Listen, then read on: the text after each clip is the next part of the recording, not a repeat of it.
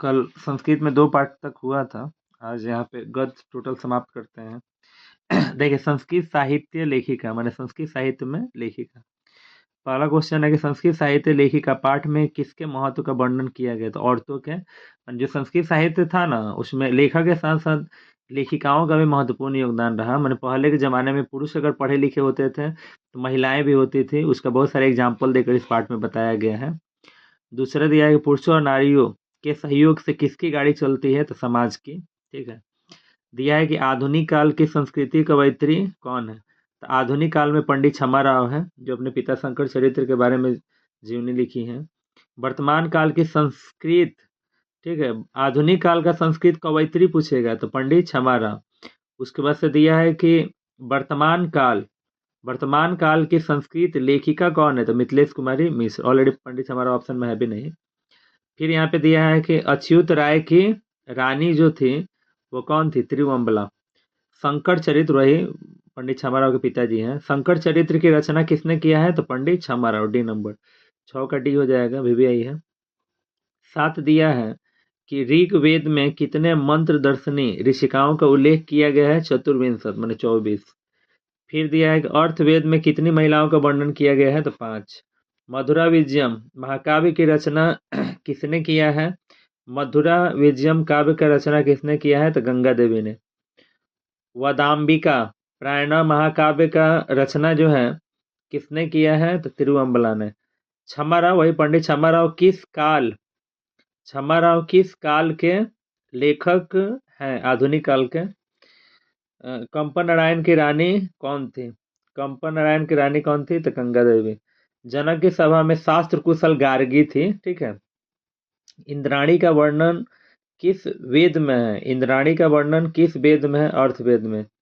फिर यहाँ पे दिया है कि मीरा लहड़ी की लेखिका कौन है? पंडित छमाराव। किस युग में मंत्रों की दर्शना न केवल ऋषि बल्कि ऋषिका भी माने उनकी पत्नियां भी माने मंत्र उच्चारण ये सारा चीज वो भी करती थी लोग? तो वैदिक युग में। याज्ञवल्क्य की पत्नी कौन थी? मैत्रेयी। VVI क्वेश्चन ये वाला 17 का ए। अब देखिए 18 नंबर क्वेश्चन। 18 दिया है कि याज्ञवल्क्य ने अपनी पत्नी को कौन सी शिक्षा दी थी? तो आत्म तत्व का शिक्षा वो दिए थे। फिर 19 नंबर क्वेश्चन किया है कि याज्ञवल्क्य का आत्म तत्व का शिक्षा किसने दिया था? तो मैत्रेयी। फिर दिया गया सर्व शुक्ला सरस्वती किसे कहा गया है? दंडी को। D number. 20 का डी हो जाएगा। 21 नंबर दिया है कि गंगा देवी का समय क्या था? 14वीं सदी। अब देखिए यहाँ पे अब इसी पाठ का संस्कृत में स्टार्ट हो रहा है। दिया है कि विपुलम किम अस्ति। विपुल माने सुंदर क्या है? तो संस्कृत साहित्य। फिर 2 नंबर दिया है कि वैदिक युगे मंत्रणाम दर्शना केन संति। तो ऋषि। याज्ञवल्क्य की पत्नी कौन है? मैत्रेयी। बी नंबर दे। वो मैत्रेयी में लिखा है, मैत्रेयी है, बी नंबर होगा। फिर दिया है कि गंगा देवी कश्य पत्नी आसित। गंगा देवी किसकी पत्नी थी? कंपन नारायण की। मधुरा विजयम कश्या कृति अस्ति। मधुरा विजयम किसकी कृति है? तो गंगा देवी का। अच्युत राय पत्नी का आसित। अच्युत राय किसकी पत्नी थी? तिरुअम्बला का। दिया है कि कुत्र अलंकारा सविने आवर्जको वर्तेत। तो मधुरा विजयम। समाजस्य याना माने समाज की गाड़ी के न चलती किस चीज से चलता है? तो पुरुष और नारी से। सी नंबर हो जाएगा। वाघ वृणी कुत्र ऋषिका निर्देष्ट अर्थवेदे। याज्ञवल्क्य स्वपत्नी किम शिक्षित थी। याज्ञवल्क्य अपने पत्नी को किस चीज का शिक्षा दिए थे? तो आत्म तत्व के बारे में। ऋग्वेद में कति ऋषिका दर्शयति। ऋग्वेद में कितनी ऋषिका थी आपका? तो ये हो जाएगा चतुर्विंश 24। विपुलम किम तो संस्कृत साहित्यम। C number. VVI है। 12 का सी। 13 नंबर क्वेश्चन आपका। 13 दिया है कि गंगा देवी की महाकाव्य मर्चे। तो मधुरा विजयम। याज्ञवल्क्य कश्य पत्नी आसित। याज्ञवल्क्य किसकी पत्नी थी? याज्ञवल्क्य पत्नी को आसित। याज्ञवल्क्य की पत्नी दिया है कि क्या थी? तो वो दार्शनिक थी। त्रिवंबला कश्य चंपू काव्य रचना कृतवती। तो ये हो जाएगा आपका वरदाम्बिकी। कंपन नारायण रागी को आसित। कंपन नारायण रानी जो थी वो क्या थी? किसकी रानी थी? तो गंगा देवी की रानी कौन थी? तो गंगा देवी। फिर दिया कि शंकर पांडु रंग का शंकर पांडुरंग क्या थे? तो विद्वान थे। फिर दिया है कि साहित्य लेखिका पाठ कस्य महत्वम पर संस्कृत साहित्य लेखिका पाठ में किसके महत्व को बताया गया था? महिलाओं के। 19 नंबर क्वेश्चन दिया है कि कस्य यान किसकी गाड़ी पुरुष या नारी से चलती? माने पुरुष और नारी से किसका गाड़ी चलता है? समाज का। फिर यहाँ 20 नंबर क्वेश्चन दिया है कि अर्थवेद में कितने ऋषि महर्षिनियां थी? 5। फिर दिया है कि गांधी दर्शना प्रभाता क आसित? इसका हो जाएगा क्षमा राव। जनक सभा में कौन थी? तो गार्गी थी। दिया है कि सा माने वह, च वर्णा सिद्धति, वर्णा सिद्धति श्याम। गंगा देवी को आसित? गंगा देवी क्या थी? तो लेखिका थी। विजय भट्टारिका कस्य रागी आसित? विजय भट्टारिका किसकी रानी थी? चंद्रादित्यम की। विजयंकारा वर्ण को आसित? विजयंकारा वर्ण क्या है? तो श्याम। शंकर चरित्र इति जीवनस्य चरित्र रचयिता? ये क्षमारा हो जाएगा। मीरा लहरी ग्रंथस्य कवयित्री का? ये हो जाएगा क्षमारा। 3 पाठ हो गया आपका। अब 4 पाठ आपका। काफी अच्छा पाठ है भारतीय संस्कार के बारे में। देखिए भारत की पहचान जो होती है ना, वो आपके संस्कार से होती है। संस्कार को सबसे पहले 5 भागों में बांटा गया है, जिसमें जन्म के पहले 3 संस्कार होते हैं। शैशवा काल है, जो बचपन में बच्चा छोटा रहता है तो उसमें बहुत सारे संस्कार होते हैं। पहली बार उसको अन्न खिलाया जाता है, उसका नामकरण, जातकर्म ये सब होता है, जनेऊ होता है, तो मुंडन होता है, तो ये सब कर्म होते हैं। तो बचपन में शैशवा काले 6 संस्कार होते हैं। जन्म के पहले 3, शैशवा काले 6 होता है। जो बच्चा पढ़ने लिखने, पहले के ज़माने में ब्रह्मचर्य जीवन यापन करना पड़ता था। बच्चों को, छात्रों को गुरु के घर जाकर शिक्षा ग्रहण करना पड़ता था। बहुत नियम, पढ़ाई के लिए बहुत सारे नियम कानून को फॉलो करना पड़ता था। तो वो पढ़ाई के समय 5 संस्कार होते थे।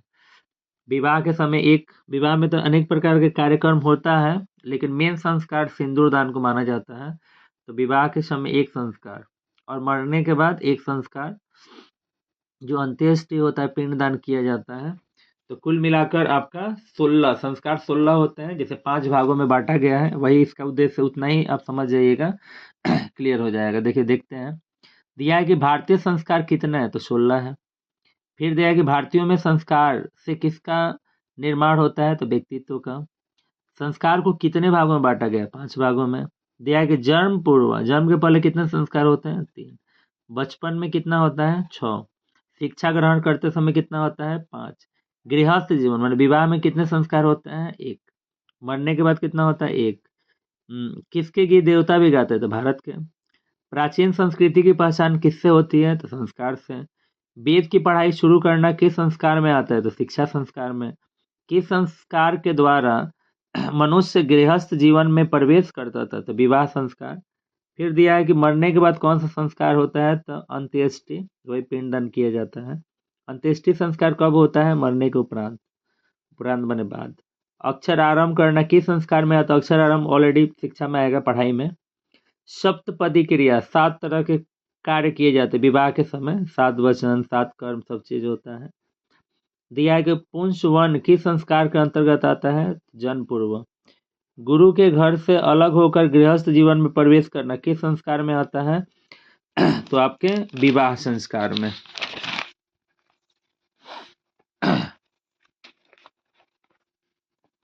अगला दिया है कि सिंदूर दान किस संस्कार में आता है? तो विवाह संस्कार में। गर्भाधारण करना किस में आता है? जन्म पूर्व। नामकरण किस में आएगा? तो शैशवा में। फिर दिया है कि कौन शब्द सीमित रूप में व्यंग रूप में व्यवहार होता है? तो संस्कार। भारतीय संस्कृति का परिचय किससे होता है? संस्कार से। सीमांतोपनियम वही जन्म पूर्व संस्कार। दिया है कि शैक्षिक संस्कार कति संति? शैक्षिक शिक्षा ग्रहण करते में कितने संस्कार होते हैं? 5। प से पढ़ाई, प से 5, याद रखिएगा। प्राचीन काले शिष्य किम कहते? प्राचीन काल में शिष्यों को क्या कहते थे? ब्रह्मचारी। शिष्य का न पालन अध्ययन करोति, शिष्य किस चीज का पालन करते थे? शिक्षा नियमान। शिष्य कुत्र वेद आरंभ करोति, शिष्य कहाँ पर जाकर वेद आरंभ करते थे? गुरु गृह, गुरु के घर जाकर। सप्तपदी 7 प्रकार के कार्य जो किए जाते हैं किस संस्कार में आता है? विवाह में आता है। मनुष्य गृहस्थ जीवन कदा प्रवेशति, मनुष्य गृहस्थ जीवन में कैसे प्रवेश करता है? तो विवाह संस्कार से। लाजा होम संस्कार कदा भवति? तो विवाह संस्कार। अंत्येष्टि संस्कार कदा भवति? मरने के बाद होता है। पुंसवन संस्कार कदा क्रियते? जन्म पूर्व। भारतीय संस्कृति परिचय केभ्यम जायत, भारतीय संस्कृति का परिचय किससे होता है? तो संस्कार से होता है। दिया है कि अन्न प्रशन केशु संस्कारेशु गण्यते, माने अन्न खिलाया जाता है, सब किया जाता है, किस संस्कार में आता है? तो शैशव संस्कार में। गुरु गृह, गुरु के घर में एवं शिष्य डैश करोति, गुरु के घर में जाकर शिष्य क्या करते? वेद आरंभ करते थे। पूरा माने पहले के समय में शिष्य वेद आरंभ कुत्र करोति, पहले के जमाने में शिष्य वेद आरंभ कहाँ करते थे? गुरु के घर। संस्कारा प्रायते कति विद्या संति, संस्कार को कितने भाग में बांटा गया है? तो 5 विद्या। तो गुरु गृहस्थ जीवन में मन वही विवाह के समय कति संस्कार भवति? 1। अंत्येष्टि वही मरने के बाद कितना होता है? 1 होता है। जन्म पूर्व कति संस्कार, जन्म के पहले कितने संस्कार होते हैं? त्रय माने 3। शैशव बचपन में कितना होता है? षष्ठ माने 6। अक्षर आरंभ करना किस संस्कार में आता है? तो शिक्षा संस्कार में आता है। अब देखिए ये आपका कर्मवीर कहानी है, ठीक है। इसमें 2-2 नंबर का भी आता है जो हिंदी में लिखने के लिए आप लिख सकते हैं। इस कहानी को एक बार हम बता देते हैं, बहुत अच्छा कहानी है, कर्मवीर कथा। देखिए बिहार राज्य के दुर्गम प्रांत में भीखन टोला नाम का एक गांव था, ठीक है। मैंने था क्या, अभी भी है। बिहार राज्य के दुर्गम प्रांत में भीखन टोला नामक एक गांव है। वहां पर काफी गरीब लोग जीवन यापन करते थे, अशिक्षित थे, पैसा का अभाव था, सब चीज का अभाव था। वहीं पर एक दलित परिवार भी रहते थे जिसमें पति पत्नी और एक छोटा बच्चा था, ठीक है। तो उन लोग का घर जो था ना, गांव से बाहर था, एक कुटिया था जिसको पलानिया बोलते हैं। वो नाम के लिए कुटिया था। उसमें मैंने नाम के लिए कुटिया का मतलब है कि वो कहने के लिए घर था, लेकिन अगर तेज बारिश आ जाता था ना, तो बारिश से वो रक्षा नहीं कर पाता था, पानी अंदर चला जाएगा, धूप तेज होगा तो धूप अंदर चला जाएगा। तो उसी घर में वो पति पत्नी बच्चे रहते थे। उस बच्चे का नाम जो था वो राम प्रवेश राम था, ठीक है। एक बार क्या, और उस गांव की स्थिति काफी खराब थी। प्रशासन ने क्या किया कि वहां के लोगों की स्थिति को बेहतर करने के लिए, शिक्षित करने के लिए वहीं पर 1 किलोमीटर की दूरी पर प्राथमिक विद्यालय का स्थापना कर दिया, ठीक है। प्राथमिक विद्यालय का स्थापना कर दिया गया, और विद्यालय का स्थापना हुआ तो एक सामाजिक शिक्षक का वहां पे आगमन हुआ। सामाजिक शिक्षक आए तो गांव देखने के लिए आए, तो वहां पर देखे कि बच्चे खेल रहे थे, वहां पर ये भी दलित बालक खेल रहा था, राम प्रवेश, जो कि उस जर्जर कुटिया में जो रहते थे, काफी अच्छा खेल रहा था। खेलते समय काफी थॉट का अच्छे अच्छे दिमाग का यूज कर रहा था, जिसके चलते मतलब शिक्षक को लगा कि बच्चा होनहार है, इसको अगर पढ़ाया जाए तो आगे नाम कर सकता है। तो बच्चे को बुलाते हैं और बोलते हैं कि तुम पढ़ाई करोगे? तो बच्चा बोलता है कि हाँ क्यों नहीं। तो उसको लेकर जाते हैं, उसका एडमिशन लेते हैं, उसको पढ़ाने लगते हैं, ठीक है। और बच्चा भी मन लगाकर पढ़ने लगता है, पूरा जी जान लगाकर पढ़ता है, और मतलब पढ़ाई को ही अपना कर्म धर्म सब कुछ मान लेता है, और मन लगाकर पढ़ाई करता है। प्राथमिक विद्यालय में वो प्रथम श्रेणी से पास होता है। शिक्षक के शैली में आकर वो मिडिल स्कूल का भी पढ़ाई करता है, उसमें भी पढ़ने लगता है। उसको जब भी देखा जाता है तो पढ़ाई में ही उसका मन लगता है। कभी लाइब्रेरी में मिलेगा, कहीं हमेशा किताबों में डूबा रहता था, बस वो पढ़ाई ही करता था। इस तरह करते करते पिता के पास अर्थाभाव माने पैसे की कमी थी, उसके बावजूद भी जो है उसका पढ़ाई नहीं रुकता है, और वो स्कॉलरशिप यानी छात्रवृत्ति की मदद से वो आगे जो है वो पढ़ाई जारी रखता है। पहले के ज़माने में मैट्रिक पास कर लेना ही बहुत बड़ा बात होता था, ठीक है। और वो हाई स्कूल में भी प्रथम श्रेणी से पास किया। फिर उसके बाद से महाविद्यालय में प्रवेश ले लिया, और महाविद्यालय में भी मैंने जब हाई स्कूल से निकला और कॉलेज में जब चला गया, तो वहाँ पर भी सभी शिक्षकों का काफ़ी प्यारा रहा, तेज स्टूडेंट को कोई भी मानता है। और वहाँ भी चारों तरफ जो है सभी शिक्षक उसको मानने लगे। इसी तरह करके महाविद्यालय, डिग्री कॉलेज में सिर्फ एक ही रिजल्ट काफ़ी अच्छा आया था, और ये राम प्रवेश का आया था।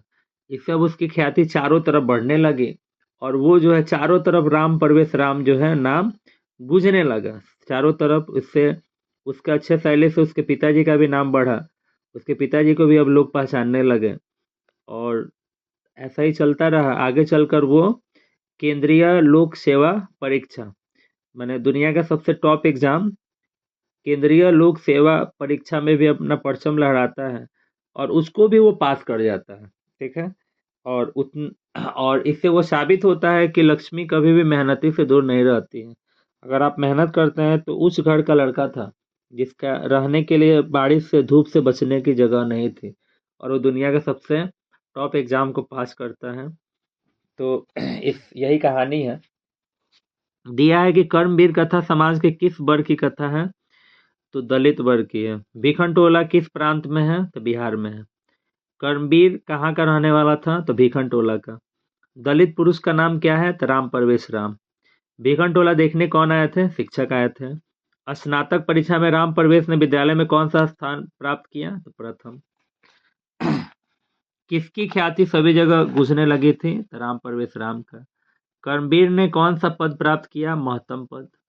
कर्मवीर राम परवेश ने किस परीक्षा में उच्चतम स्थान प्राप्त किया, तो केंद्रीय लोक सेवा परीक्षा। परिश्रमी पुरुष से कौन दूर नहीं रह सकती है, लक्ष्मी। जब वर्ण करती एक ही बात है। कर्मवीर कौन है यहाँ पे, तो राम परवेश। कर्मवीर राम परवेश राम ने कहा उन्नत स्थान प्राप्त किया, केंद्रीय लोक सेवा परीक्षा में। बालक किसके शिक्षण शैली से आकृष्ट हुआ था, शिक्षक के। स्नातक परीक्षा में प्रथम पाकर किसकी ख्याति बढ़ी थी, राम परवेश राम की। शिक्षक ने किसे पढ़ाना आरंभ कर दिया, राम परवेश राम को। किसके अर्थाभाव में राम परवेश राम ने विद्यालय में प्रवेश पाया, तो पिता के। मैंने अर्थाभाव, किसके पास पैसे की कमी थी, तो पिता के पास कमी थी। लक्ष्मी किस प्रकार के व्यक्ति के पास आती है, तो उद्योगी, जो मेहनती होता है ना। तो भले आप गरीब परिवार में जन्म लिए हैं, लेकिन अगर मेहनत कीजिएगा तो लक्ष्मी आपसे दूर कभी नहीं रह सकती है। आप अगर गरीब परिवार में जन्म लिए हैं तो वो भगवान का दोष है, लेकिन अगर आप गरीब मर जाते हैं तो ये आपका दोष है। इसलिए मेहनत बहुत जरूरी है। दिया है कि भीखनटोला ग्राम कस्मिन राज्य अस्ति। भीखनटोला गांव कहाँ है, तो बिहार राज्य में है। परिवारे कति सदस्य आसन, परिवार में कितने लोग थे, तो उसके परिवार में 4 सदस्य थे। फिर दिया है कि कुटी मनुष्य पलानी में किमर्थ आतप मात्रात रक्षते न वृष्टते। तो जीवन पर्याप्त, माने जीवन जीने के लिए उसमें कोई रक्षा करने वाला कुछ था नहीं। विद्यालय न के न संस्थापित, विद्यालय की संस्थापना किसने कराया, तो प्रशासन ने, सरकार ने। राम परवेशस्य ग्रामस्य नामक की मासे, राम परवेश राम के गांव का नाम क्या था, भीखनटोला। दिया है कि उद्योगी पुरुष के पास कौन आ जाती है, लक्ष्मी। बिहार प्रांत दुर्गम प्रांत के कौन सा गांव है, तो भीखनटोला। भीखनटोला ग्राम में शिक्षकम क दृष्टो, भीखनटोला गांव में शिक्षक ने क्या देखा, तो दलित बालक को देखा। कर्मवीर राम प्रवेशक कुत्र उन्नत स्थान प्राप्त, कर्मवीर राम प्रवेश कहाँ पर सबसे उन्नत स्थान प्राप्त किया, केंद्रीय लोक सेवा परीक्षा में। के न माने कौन, कर्मवीर उन्नत स्थान प्राप्त, मैंने कैसे उन्नत स्थान प्राप्त किया, तो स्व अध्याय व्यापक ज्ञानेन, अपने अध्ययन से व्यापक ज्ञान की वजह से। कर्मवीर उत्साहेन किम लभते, तो महत्तम पद। कस्मिन ग्रामे निर्धना निवसन्ति, किस गांव में निर्धन लोग रहते थे, तो भीखनटोला में। दलितस्य पुरुषस्य नाम किम आसीत्, दलित पुरुष का नाम क्या है, तो राम परवेश राम।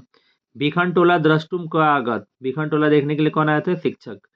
कर्मवीर का स्थानम अपवान, तो प्रथम। अगला भी कहानी ही है, स्वामी दयानंद की कहानी है कि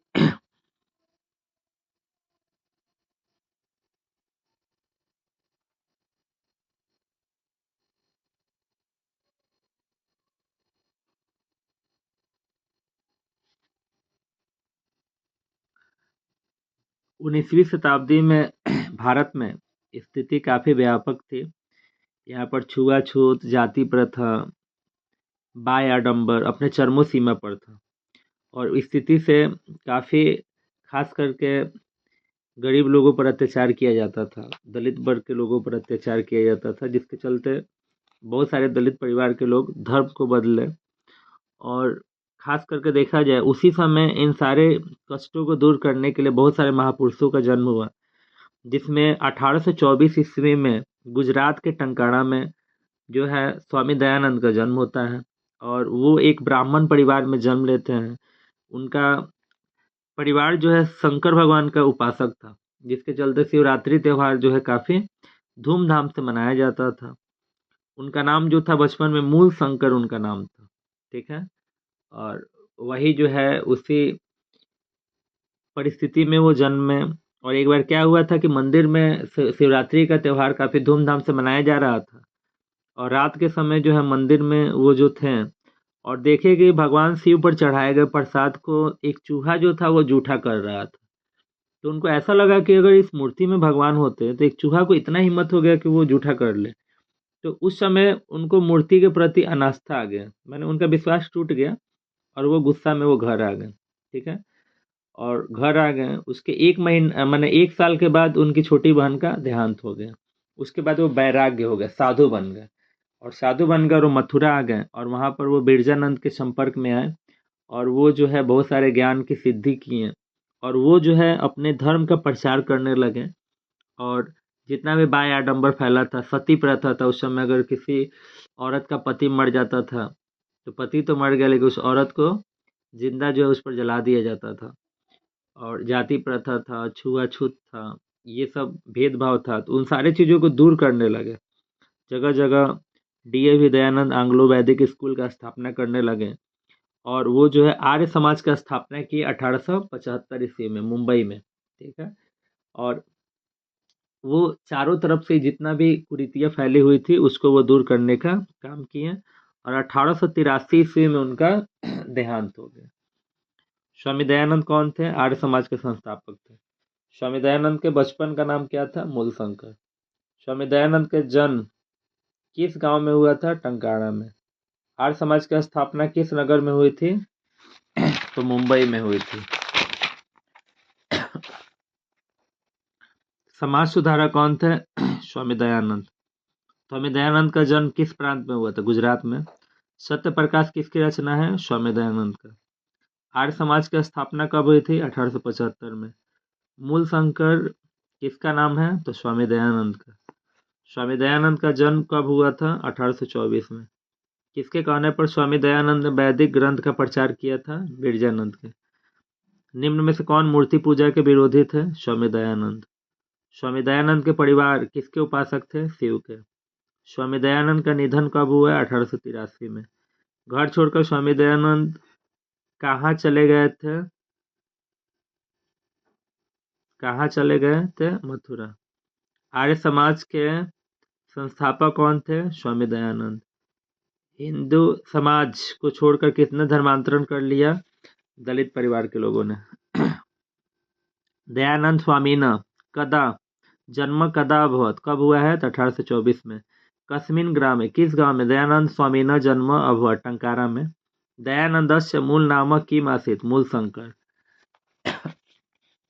बिगड़ा निपतानी द्रव्याणी के बचंती, चढ़ाए गए प्रसाद को किसने जूठा किया? तो मूषका चूहा ने।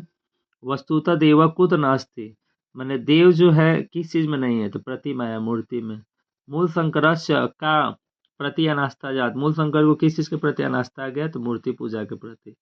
मूल शंकर गृह प्रत्यस्त कस्य समीपम गत, तो बिरजानंद के संपर्क में आ गए। स्वामी दयानंद का आश्रित क्या थे? समाज सुधारक थे। के हिंदू समाज तिरस्कृत, किसने हिंदू समाज को तिरस्कृत करके धर्मांतरण किया? तो दलित लोग। रात्रि जागरेणा विहाय मूल शंकर कुतगत, रात को जागते समय मूल शंकर कहाँ चले गए? गृहम, घर चले गए। मूल शंकर कदा जन्म अभवत, कब जन्म हुआ? 1824 में। स्वामी दयानंद मृत्यु कदा अभवत? 1883 में। आर्य समाज से स्थापना कस्मिन वर्ष अभवत, किस समय हुआ? 1875 में।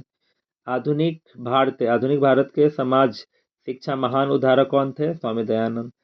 अतः अनेके दलित हिंदू समाजस्य तिरस्कृत, बहुत सारे हिंदू समाज के लोग जो तिरस्कृत किए और क्या किए हैं? धर्मांतरण कर लिए, धर्म को बदल दिए हैं। वस्तुतः डैश प्रतिमाया नास्ति, माने मूर्ति में क्या कौन नहीं है? तो देव भगवान नहीं है। अतः मूल शंकर का भाव समागत, तो वैराग्य भाव। स्वामी दयानंद के साम ग्रंथाम अध्ययन करोति, आश्रम ग्रंथा। यत्र तत्र, यहाँ वहाँ, खंडम अपि सचकार, कर्म कांड। तथा एवं मूल शंकर से मूर्ति पूजा प्रति डैश जात, मूर्ति पूजा के प्रति क्या आ गया? तो अनास्था आ गया। स्वामी दयानंद कस्य संस्थापक? आर्य समाज के संस्थापक थे। समाजस्य शिक्षाया उदारक का? तो स्वामी दयानंद। कस्य माने किसके प्रचार? दयानंद अकरत, तो शुद्ध तत्व ज्ञानम। स्वामी दयानंद से रचना क आसित सत्य प्रकाश। क से स्थापना 1875 ईस्वी वर्ष से अवगत आर्य समाज का। अगला भी कहानी है, ब्यार्ग पथी कथा। एक बार क्या हुआ कि एक बुढ़ा बाघ जो था वो स्नान करके हाथ में कंगन लेकर आते जाते लोगों से कह रहा था कि आप मेरे कंगन को ले लीजिए, ठीक है। लेकिन कोई भी उसके बातों पर ध्यान नहीं दे रहा था, क्योंकि सब लोग समझ रहे थे कि हिंसक प्राणी है, वो कंगन थोड़ी देगा, मारने के लिए बुला रहा है, कोई ध्यान नहीं दे रहा था। तब तक एक राही आया, पथिक आया, और वो लालच में फंस गया और वो बोला कि कहाँ तुम्हारा कंगन है, दिखाओ। तो हाथ पसार कर दिखाया, तो बोला कि हम तुम पर कैसे विश्वास कर ले, तुम तो हिंसक प्राणी हो, तुम तो मार काट कर खा सकते हो। तो वो बोला कि एक मिनट रुक जाओ सुनो। कहने का मतलब है कि देखो, मैं जब जवान था तो काफी मैं दुराचारी हुआ करता था। मैंने बहुत सारे मतलब गाय के बछड़ों को मार कर खा गया, जिसके चलते मैं वंशहीन हो गया, मेरे सारे बाल बच्चे मर गए, मेरे नाखून नहीं है, मेरे दांत नहीं है, नाखून दांत सब गल गए हैं। अब मैं जो है ये सब दान दक्षिणा करके अपने पाप को कटाना चाहता हूँ और अच्छे अच्छे लोगों को दान देना चाहता हूँ।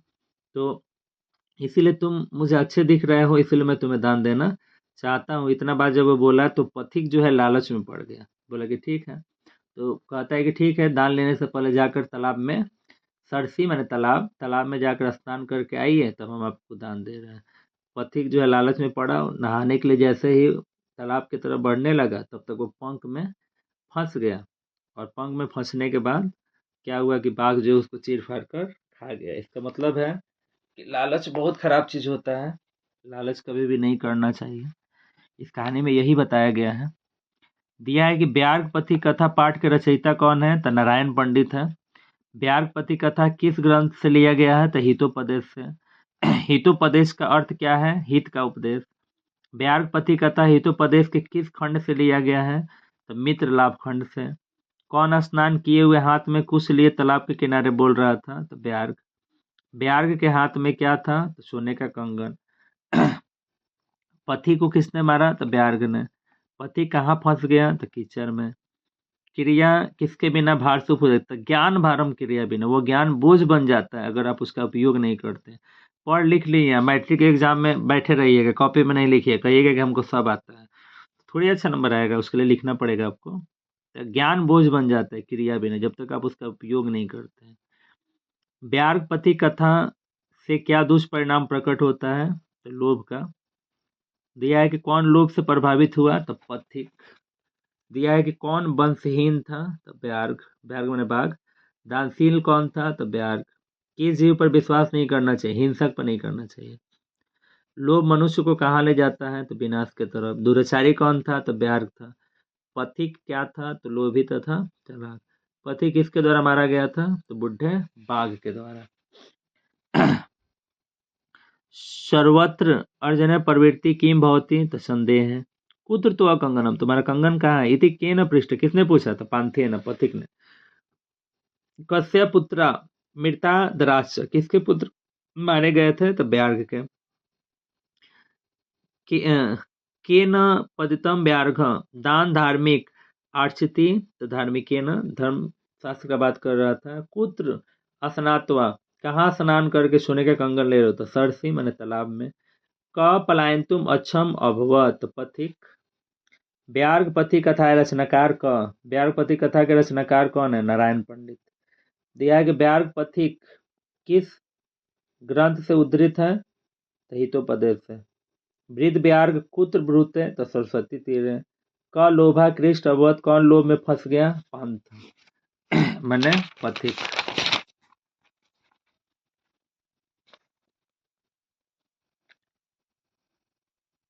क स्नानशील दाता गलित नख दत्तो, किसके नाखून और दांत गल चुके थे, तो वृद्ध ब्याग के। क माने कौन महापंख के अपद, कौन महापंख में फंस गया, पांथेन। कुत्र तुआ कंगनम, तुम्हारा कंगन कहाँ है, इति क अवदत, किसने बोला, पांथेन। दिया है कि क महापंख के निगमन, कौन पंख में फंस गया, पांथेन मैंने राही। भाग्य नैति संभवती इति केन आलोचिति, मैंने जब समय खराब हो तो सब चीज खराब होता है, पांथेन। ब्यार्गेना कानी अधिपताने, ब्याग जो कि इन सारे बातों को कर रहा था, धर्मशास्त्राने, धर्मशास्त्र की बात कर रहा था। प्रागेव यौवन दशाएं, डैश आसम रिक्ति अस्थाना पूर्ते तो दुवृतम। व्यार्घ पथि कथाया कश दुष्परिणाम प्रगटे। व्यार्घ पथि कथा से किसके दुष्परिणाम? लोभ को। पशु पक्ष नाम मूल्यम के शाम शिक्षात भवती तो मानवानाम। व्याघ्र हस्ते किम आसित। व्याघ्र के हाथ में क्या था? तो स्वर्ण कंगनम, सोने कंगन। दुराचारी का आसित। दुराचारी कौन था? व्याघ्र। क स्नान कुश हस्तिरे व्रत। कौन स्नान करके हाथ में कुछ लेकर बोल रहा था? तो बाघ। वृद्ध व्याघ्र किम धातु मिक्सती अश्व। बुढ़ा बाघ क्या देना चाहता था? स्वर्ण कंगनम। पथि कुत निगमन अवध। पथि कहाँ फंस गया? तो महापंख। महापंख में फंस गया। अब देखिए, विश्व शांति पाठ के किस वातावरण का चित्रण किया गया था? अशांति का। दुख का विषय क्या है? तो सार्वभौमिक अशांति। दिया एक अशांति मानवता का क्या कर रही है? तो विनाश कर रही है। मानवता के विनाश का भय किससे है? तो अस्त्र शस्त्र दोनों से है। अनेक राज्यों में परस्पर क्या चल रहा है? तो शीत युद्ध चल रहा है। अशांति के कितने कारण? 2 कारण है। किसके बिना ज्ञान भार के स्वरूप हो जाता है? व्यवहार मन उपयोग के बिना। विश्व शांति का कौन काल माना जा रहा है? तो सूर्योदय माना जा रहा है। देश के बीच झगड़ों के अशांत करने के लिए कौन संस्था है? तो संयुक्त राष्ट्र है। बैर को कौन बढ़ाता है? बैर। बैर से बैर और बढ़ेगा।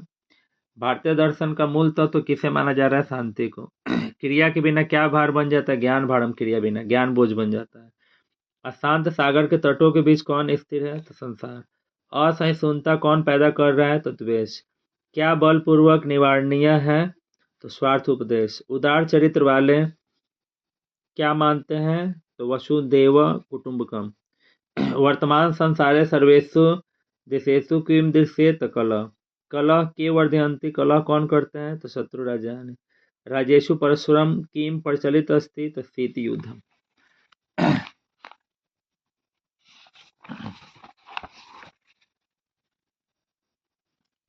दिया है कि मानवता विनाशाय किम कल्पेत। अशांति। अशांति कारणम तस्य निवारणम किम चिंत्यति। तो सावधान्य। अशांति एवं कारणम किम? तो द्वेष। एक देश अपरस्य। जब कोई भी एक देश आगे बढ़ रहा है तो किम दृष्टव्यति? उत्कर्ष। का बिना ज्ञान भारम? तो ज्ञान भारम क्रिया बिना। का बिना ज्ञान भारम? तो क्रिया। ज्ञान भारम क्रिया बिना।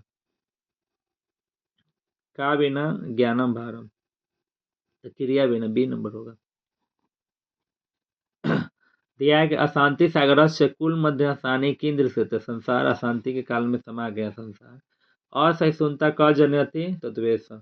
क बलपूर्वक निवारणीय? स्वार्थोपदेश। वैरेण वैरस्य शमनम असंभव। वैर से वैर समाप्त नहीं हो सकता है, भगवान बुद्ध ने कहा था। द्वेष का जनयति? द्वेष को कौन जन्म दे रहा है? असहिष्णुता। स्वार्थ किम प्रध्वंति? वैरम। समाजस्य न तथा विश्व संपत्ति डैश प्रेरणते? तो बलेन। सर्वे किम तस्ति? स्वार्थम। अयम निजम। यह मेरा है। परम व्यक्ति यह तुम्हारा। इति कस्य वर्णम आसीत? तो लघु से साम नीच लोग ऐसा बोलते हैं कि मेरा ही आपका है। दुखद से विषय किम अस्ति? दुख का विषय क्या है? सार्वभौमिक अशांति।